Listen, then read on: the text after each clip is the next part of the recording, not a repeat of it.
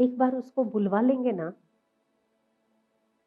फिर चलते फिरते भी उससे बात कर सकते हैं।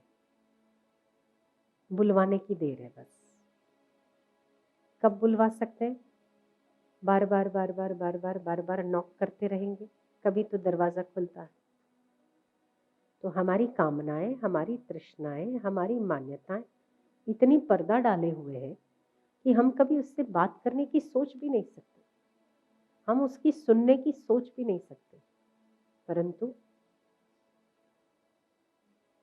एक सेठ ने कहा ना, घड़ी लगी थी दीवार पर, नीचे से बारात जा रही, बहुत जोर जोर से बैंड बाजे बज रहे थे। सेठ ने कहा नौकर से, नौकर रामू, घड़ी बंद हो गई है, उतार के ठीक कर दो। बोले साफ चल रही है। नहीं रामू, घड़ी बंद हो गई है, साफ चल रही है। रामू, मैंने कहा ना घड़ी बंद हो गई है, साफ चल रही है। पर इसकी टिक टिक सुनाई नहीं दे रही है जैसे वो हमेशा सुनाई देती थी। साफ टिक टिक तो सुनाई अभी भी दे रही है, पर नीचे बैंड बाजे बज रहे हैं। नीचे के शोर शराबे में टिक टिक सुनाई नहीं देती, साहब घड़ी चल रही। ये घड़ी भी चल रही है, आपको सुनाई नहीं देती। परमात्मा की आवाज भी बोल रही है कुछ, अंतरात्मा भी कह रहा है कुछ, ईश्वर भी पुकार रहा है कुछ, पर हमारी कामनाओं की भीड़ इतनी है, हम सुनाई नहीं देता।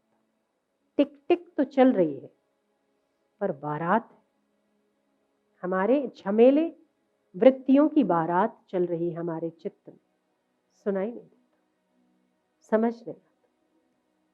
इसीलिए वक्त निकालिए। सारी दुनिया को दिया हुआ वक्त बर्बाद हो सकता है, उसको दिया हुआ वक्त उतना ही वक्त आबाद हो जाएगा जितना वक्त उसको दिया हुआ होगा।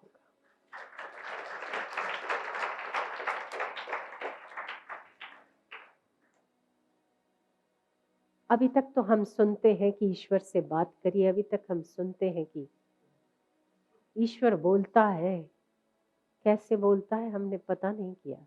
आजकल हम डेमो के उसमें है कि हमने केवल अब सुनाना नहीं है, आपको प्रैक्टिकल उतारने में हम रुचि रखते हैं। यही आपकी यात्रा, सुखद यात्रा, यही यात्रा अनुभूति की यात्रा है। जो अभी तक आपने सुना होगा, अब हम चाहते हैं कि आप उसका अनुभव करें। सुनने से बेहतर अनुभव करना श्रेष्ठ है। सुनना ठीक है, सुनना ठीक है, उसे अनुभव में उतारिए, उससे बातें करिए, उससे वक्त दीजिए। कुछ भी कहना है कह डालिए, कोई नहीं सुनता। एक व्यक्ति के कंधे पर रोओगे ना कभी, या कभी रोया होगा तो उसने कभी जरूर सुनाया होगा, मैं वही था जो तेरे बुरे वक्त में तुझे काम आया, आज तू ऐसा हो गया, बदल गया।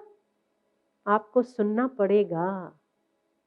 अगर कोई आपके दो आंसू पोंछता है तो उसकी कीमत लेगा आपसे, पक्की बात।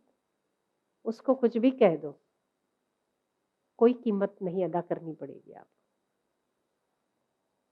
इसीलिए धन्यवाद, फरियाद, ताने, उल्हाने, सब कुछ देने के बाद आखिर वो धन्यवाद के पात्र ही होता है।